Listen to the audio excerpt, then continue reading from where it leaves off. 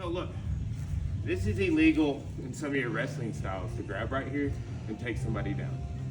Because if they fall here, it can injure them. Okay? However, it's not super strong of a grip, believe it or not. It's pretty easy to get out of this. You see how there's nothing down here holding this? Punch straight to the floor. This is actually, this seems hokey to me. I remember the first time I saw it, I'm like, why would you grab him there? Right? Well, I just showed you why. Because this, once you punch that down, hit me in the face. Right? Hit me in the face. Good track. Okay? Now you're headlocking. Okay, here. So see what happened is I kind of lurched forward there. So I'm gonna grab this wrist, I'm gonna step back into that base there. Okay? Now here, what I'm gonna do is punch down, raise up. Okay? So this is, let's say you did something good, like you blocked an overhand punch, like a sucker punch, here. Right, but then they started coming over the top to grab you. Here. Okay, now, once I'm back in that base, here. And it's the same thing on that other hand. When I'm going under, like you're coming up on your tippy toes, you ain't punching that arm straight either, right?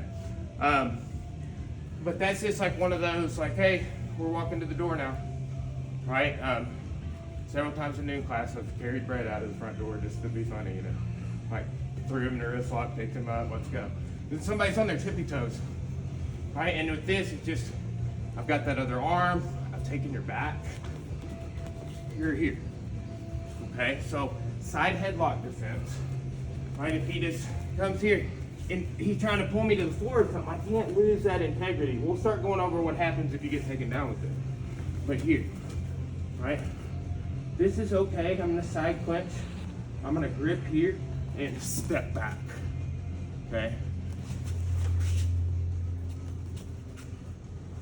Make sense?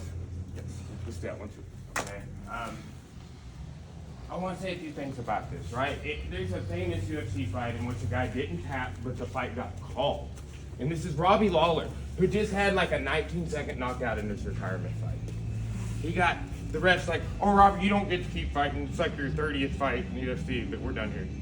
And then, but the ref went on Joe Rogan to clarify, when somebody does this to you, you might get choked unconscious. You might. Ben Askren doing it to him. Elite level wrestler, somebody you don't want to put you in a headlock, to be honest. Right? You got to take that into account if you're the ref. But it's the weight on your spinal cord. Right here. Right? If I'm choking you, there's some things in the front of your throat that can get damaged. Right? But it's not that damage to your spine, right? You're not going to experience paralysis from a rear naked choke probably. However, this, not good. And what will happen is people do this like almost like a sit through to finish the submission. Okay, we're not thinking a submission finish. What I want you to think about is a throw. I'm gonna tell you right now, the kids are real good at this. They learn the rudiments of like a hip throw or a leg throw, and then they're just like,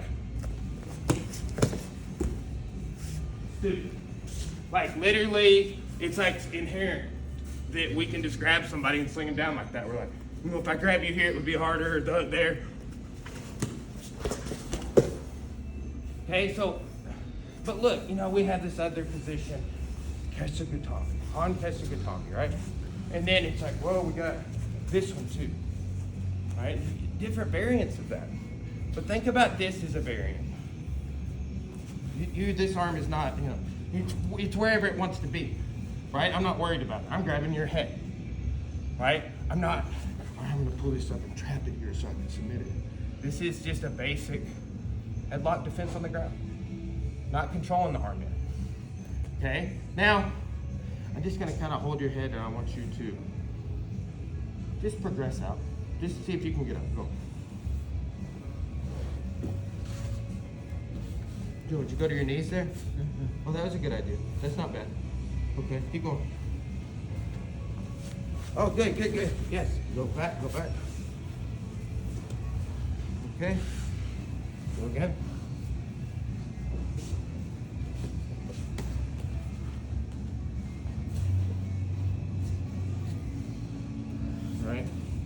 So, but here's the thing.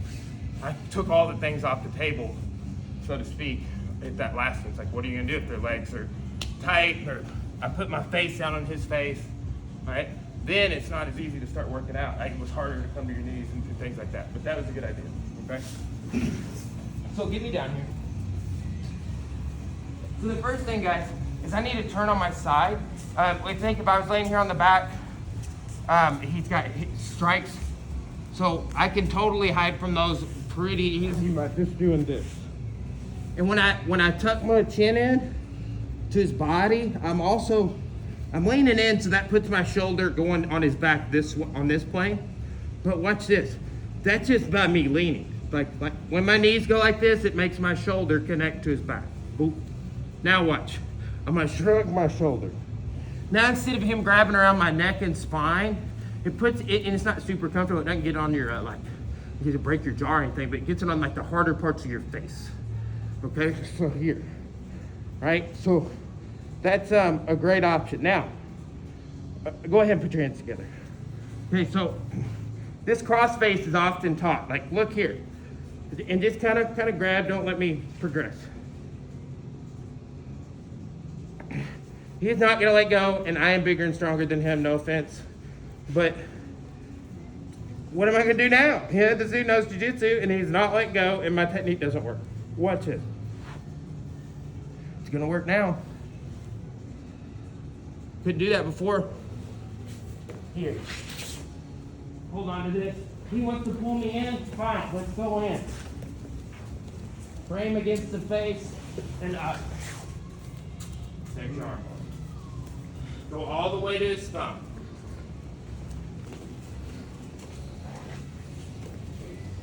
You gotta relax into these. Like, you know what was cool about Drayden Pixon is he'd like watch us roll or a question would come up and then he's like, put me in that shit.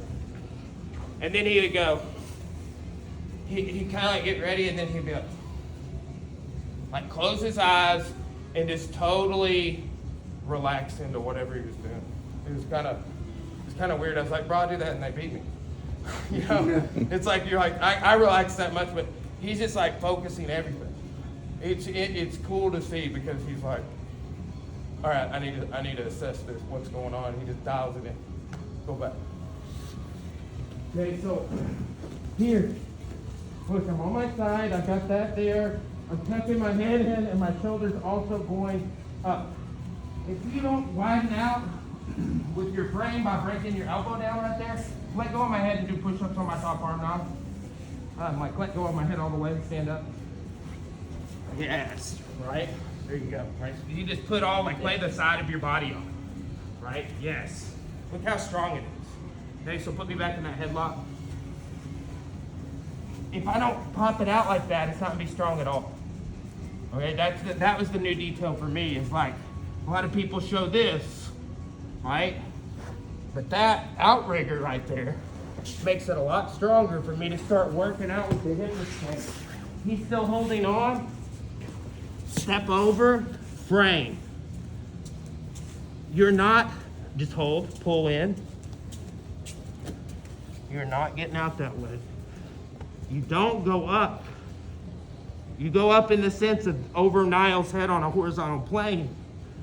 But I'm going like that and into his neck.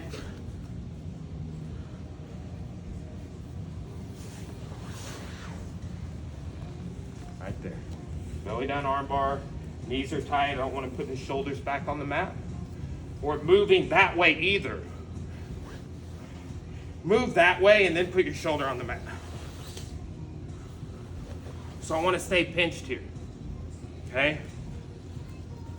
Rotate your arm. Good. Rotate your arm. Rotate your arm. My arm. Not your arm. Right? Here's your arm. Rotate it. Longer on the lever. Right? Further out. So here. That rotational scaper sucking your elbow in is not there. So let's recap all now. Back here.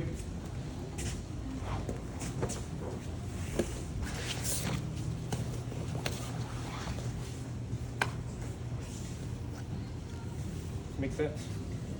Let's do it, 1, 2.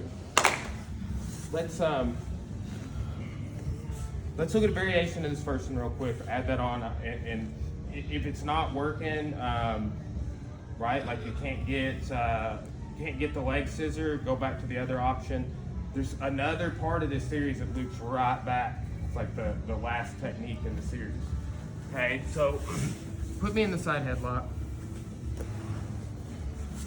Okay, so you gotta get that correct body position.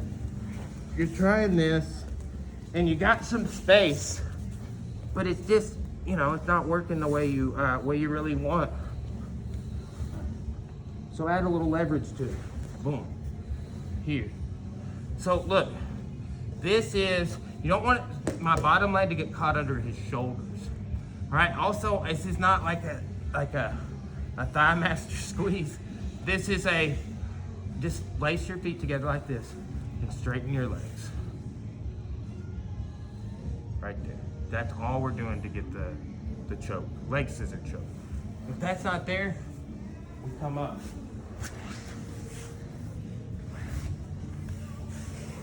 Put me back there, okay? So I'm adding that leg into my cross face. So I'm gripping here for the cross face. I got my frame. I pop that elbow out as an outrigger. I'll start scooting back, and I'm here. So look, sometimes this will still turn into this. Look when I land, I got post and a post. Here. He's tight, frame, up. So that leg reap across the face, you can either push him back a little bit, you can go to the first option. Or if you like that leg scissor, we had somebody get the leg scissor and turn it the other day. Right? So it's an option. It's actually a pretty classic option. Kim Couture, one of Randy Couture's former wives, in Strikeforce in like 2007 or something, like a long time ago, maybe 2009. Got choked unconscious with that in an MMA fight, and the ref didn't see it. And she was out for like a minute. It was crazy. It was crazy. But that was ironically the choke. Let's do the leg scissor again. Right from here. So when you break this, here, looking for that choke. The choke's not there. You don't feel it on his neck. Look what I'm trying to do here. Come up and the cross body.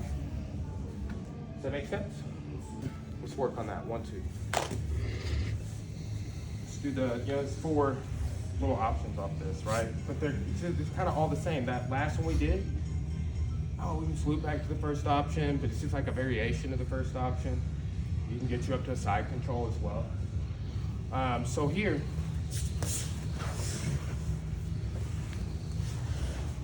so again, lay on your side, all right? Chin's got to go in, and I'm protecting against strikes. So if he hits me, I'll break his hand on my skull. Is my idea. It's like, yeah, hit me in the hard part with your knuckles, right?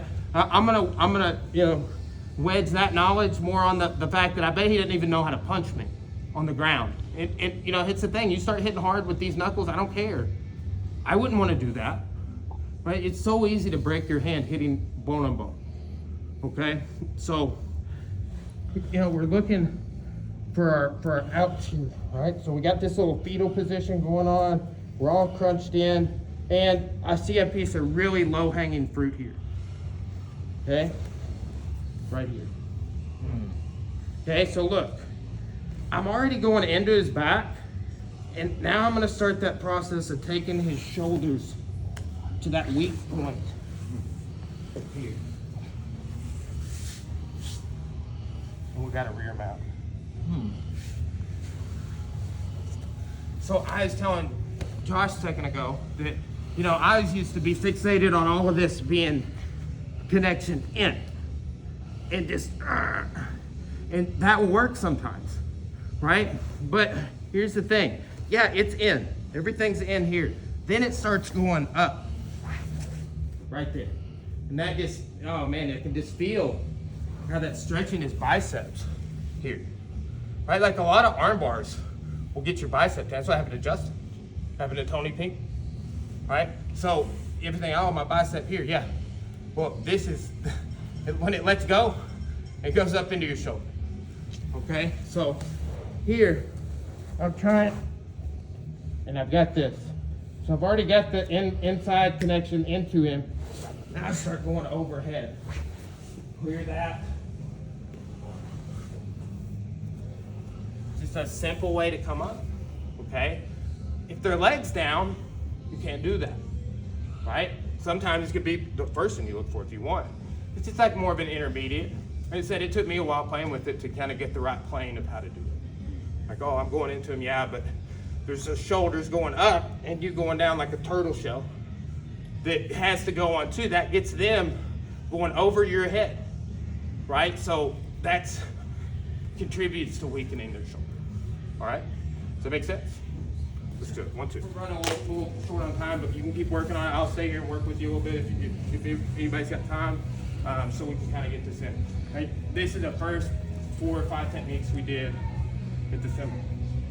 This last one kind of comes into the standing thing we did, and it also kind of comes into the first technique we did where we just go over the mount, right? So this was like literally, you know, what Hickson did is he's like, hey, you know, get out. And I did. He let me get out. And then he was like, now get out. And I got up to my knees like you did one time. He's like, oh yeah, good job. That's not bad. Good idea. Like, what else you got? You know? But then, like, well, what are you gonna do when you get to your knees? Sometimes they got your head so much, but your lower body's free. Okay, so let's go over that. Okay, here. Right? Also, this can defend against strikes like hiding your head can. We were framing on our other techniques, so this is not something we were thinking about too much. Okay, so what I want you to do is I want you to come up to your knees. When you do that, look how my hips are coming in. Base, set him over. Pose, step over, slide up. There's your arm bar again.